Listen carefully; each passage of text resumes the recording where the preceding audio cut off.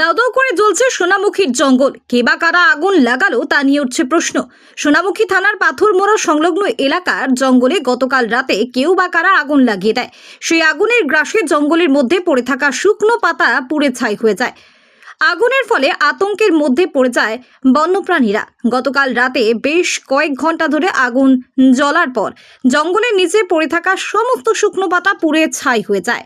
অতঃপর নিজে থেকেই আগুন নিয়ন্ত্রণে চলে আসে।